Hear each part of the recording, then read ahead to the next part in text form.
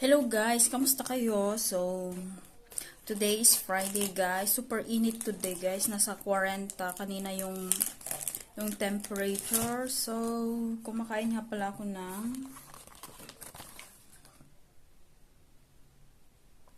ganito guys, oh. Cherry yung flavor. Jaffa cakes. Akala ko yung parang ano lang siya guys. Yung parang ano ba yun? Yung ang tawag na ito?